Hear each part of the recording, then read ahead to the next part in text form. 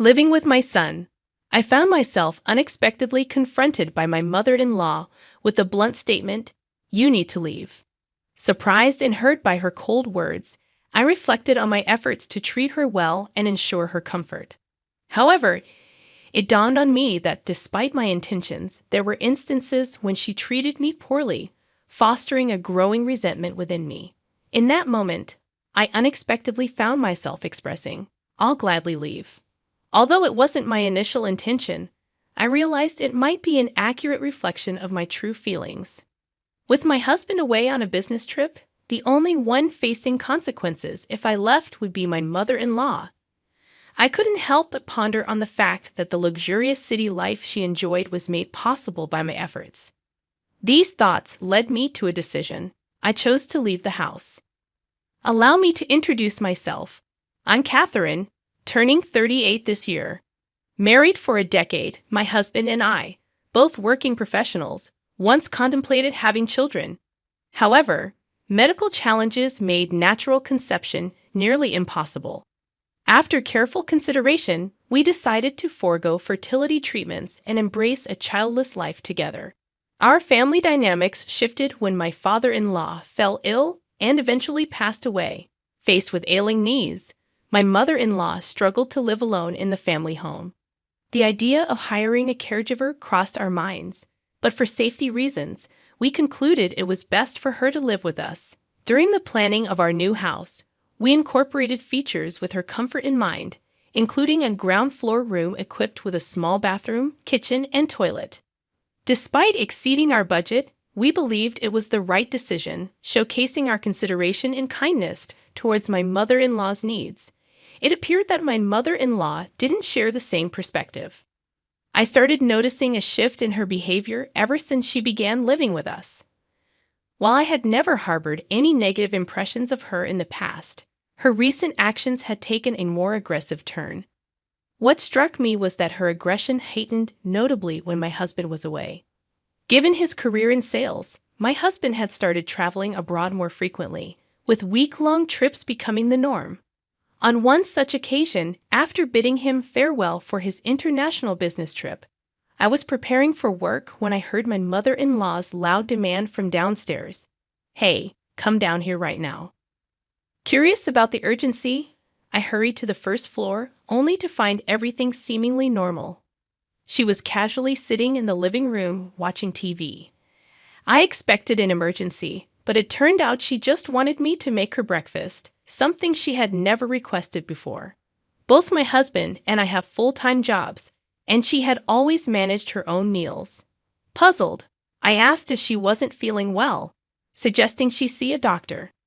Dismissing my concern, she asserted that as my husband's wife, it was my duty to take care of her.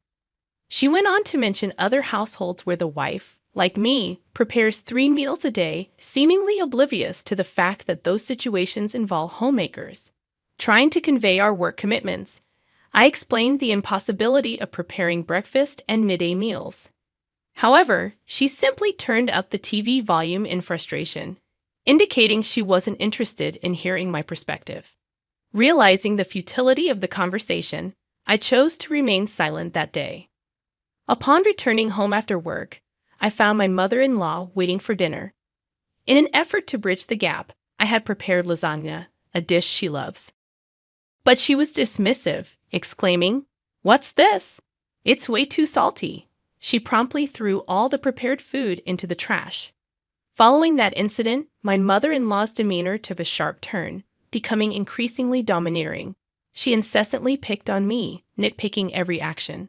Feeling overwhelmed, I confided in a friend who suggested that it might be a case of bullying by my mother-in-law. A subsequent online search revealed numerous similar stories from others who have faced challenging dynamics with their own mother-in-laws. As my mother-in-law's behavior continued to deteriorate, I decided to address the issue head-on. Taking a day off from work, I initiated a heart-to-heart conversation with her during the day.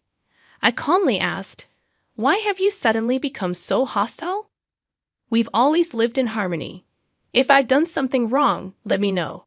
But if you don't talk to me, I won't know how to make things right." However, she displayed little interest in listening. When I patiently confronted her, she eventually started speaking. Apparently, she had become envious after hearing about a family she had talked about some time ago. In that family, there were 2 kids, a daughter and a son, and the couple lived with the husband's parents in a more spacious home. She envied their lifestyle, particularly the gatherings with many guests over coffee. She expressed a desire to spend her retirement in a similar manner. Trying to reassure her, I highlighted the positive aspects of our home. Our residence was not necessarily small, and in our neighborhood, it was considered quite large. We even had a backyard spacious enough for barbecue parties. I suggested we could host home parties without any issues. Despite my efforts, she felt inferior and believed she couldn't compete, resulting in her reluctance to invite anyone over. Regrettably, our conversation didn't lead to any resolution, leaving the strained dynamics between us unresolved. However, a few days later, an unsettling incident unfolded.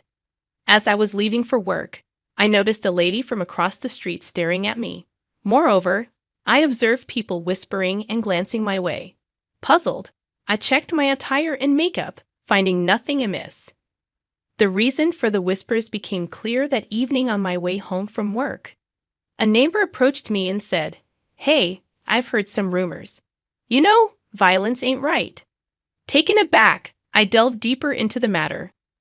The rumor circulating was that I had become violent with my mother-in-law, with the alleged confrontation taking place on the day we had our discussion. It was even said that I told her to leave if she continued with her lavish lifestyle. I had no recollection of such an incident and harbored no intentions of ever behaving violently. After explaining this to the concerned neighbor, she pondered for a moment and remarked, "If that's true, it's really not good." The whole neighborhood's buzzing with this story. Apparently, my mother-in-law had been approaching others, eager to discuss and share stories of my alleged violence. I found myself labeled as the violent wife in the neighborhood. I endured the false accusations for about 5 days after my husband left on a business trip. Unable to bear it any longer, I felt the need to address the situation. Initially, I considered talking to my husband first, but hesitated to bother him during his busy trip. Instead, I decided to communicate my feelings to my mother-in-law. "I've noticed you seem to have taken a disliking to me this past week. You're my husband's mother, and I wanted us to live comfortably together. No matter how hard I try, it seems I can't change how you feel. Perhaps it would be best if we consider living separately." My mother-in-law looked taken aback by my suggestion for a moment, but then she responded, "I agree. I never really liked you from the start. Living in this fancy house on my son's dime and acting as if you've done it all. A woman who doesn't even have kids and only works has little value in my eyes." At that point, she scoffed, leaving me bewildered about her apparent misunderstanding, especially considering that I had bought the house with the down payment and handled everything on my own. I had previously explained the financial arrangement when we built the house, but it seemed my mother-in-law had forgotten. I am the one covering our living expenses, and my mother-in-law receives an allowance from my husband, which she tends to spend carelessly.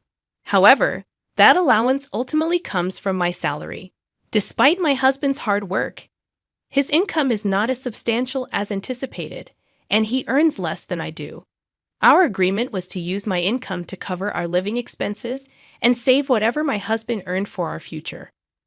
Before we moved in together, my husband had clearly communicated this to his mother, warning her against being wasteful.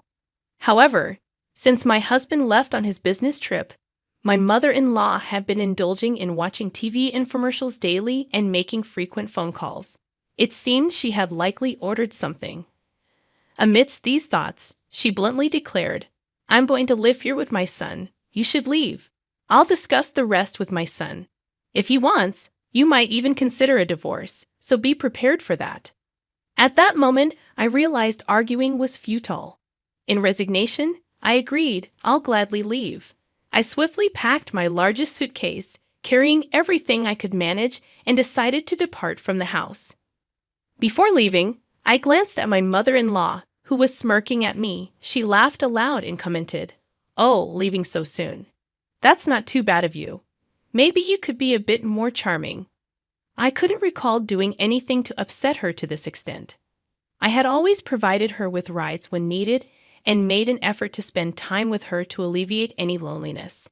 Despite our decision as a couple not to have children, it was not within her rights to dictate our life choices. As anger surged within me, I thought that my mother-in-law would be the one regretting this in the end. With that thought, I left the house with my heavy luggage. Faced with the sudden directive to leave, I pondered where I would go. My childhood home was a plane ride away, and I couldn't abandon my job. Moreover, I didn't want to worry my parents. The first place that came to mind was my office. Running my own business, a small cafe, I employed 2 part-time students, but I primarily manage it on my own. The cafe is situated in a 1-story house, with the extra space used as an office and storage. Despite its modest size, there's enough room for someone to live. Typically, I commuted from home to the office. However, the idea of living at the office appealed to me as it would eliminate the need to cook for my mother-in-law, allowing more time for work. As someone passionate about my job, I eagerly envisioned the extra working hours. While setting up a living space in the office, I cleared out piles of cardboard boxes and decided to sleep on the blanket I had laid out for napping. I arranged a table and chairs to make work more convenient. By evening, the 2 part-time students came in for their shifts and were surprised to see the office transformed. Once I explained the situation, they readily understood and even offered to help wherever needed. Feeling grateful for their kindness, I considered them valuable members of the team. They had received excellent feedback from our customers, who praised not only the ambience and food quality, but also the service provided by the part-time staff. Contemplating raising their pay, I received a call from my husband, who was supposed to be on a business trip. Unfortunately, I could only check the message around 9:00 p.m. My husband mentioned he had returned earlier than expected and, upon arriving, noticed many of my belongings were missing. He confronted my mother-in-law, who initially refused to disclose my whereabouts. After pressing her for about an hour, she finally explained the issues between us, leading my husband to realize that I had left. Concerned, he quickly tried to contact me, resulting in several missed calls. Considering my husband didn't show up at my workplace, I appreciated his understanding of my situation. Feeling guilty about making him worry, I called him back promptly. When my husband answered, asking what had happened, I hesitated about whether to be honest about everything. However, his persistence compelled me to spill the truth. I briefly explained what my mother-in-law had done to me, and I could tell from my husband's voice that he was furious. He wanted to talk as soon as I finished work. After locking up the cafe and office, I headed home. I had never seen my husband this mad before, so the thought of meeting him in this state was intimidating. I reached home around 10 p.m. and noticed that only the lights on the first floor were on. My husband and my mother-in-law must be in the living room. When I tried to unlock the door, my key wouldn't fit. I knocked at the door, and my husband came out to unlock it. As I entered the living room, there sat my mother-in-law with a sulky expression. Apparently, after I left, she had changed the locks without telling anyone. My husband hadn't noticed earlier since the door was unlocked when he got back from his trip. My husband immediately wanted to hear the whole story from me, so I told him about the incidents over the past week, explaining how my mother-in-law suddenly became overbearing, wouldn't listen during our talks, and went as far as spreading lies about me to the neighbors. Every time I pointed this out, she would accuse me of lying. However, when my husband insisted on hearing everything, she just went silent. After I finished speaking, it was my mother-in-law's turn. She claimed I was violent towards her and wouldn't stop even when she asked me to. She mentioned she had talked with neighbors, but the harassment from me only seemed to increase. She even began to say that if the neighbors were asked, they would know all about my doings. I wondered what made my mother-in-law so confident to make such outrageous claims. The conversation seemed to be going in circles, and there was no clear conclusion, so I decided to show something to my husband.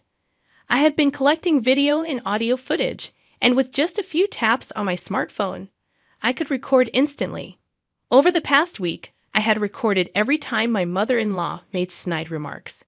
Whenever I had the chance, I would prop up my phone to capture my mother-in-law harassing me on video. The footage showed her yelling at me to make dinner and even calling me defective for not having children.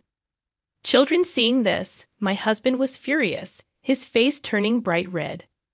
On the contrary, my mother-in-law looked pale, as if she had seen a ghost. In a desperate attempt to save face, she claimed, "This isn't right, Catherine. It's just a misunderstanding.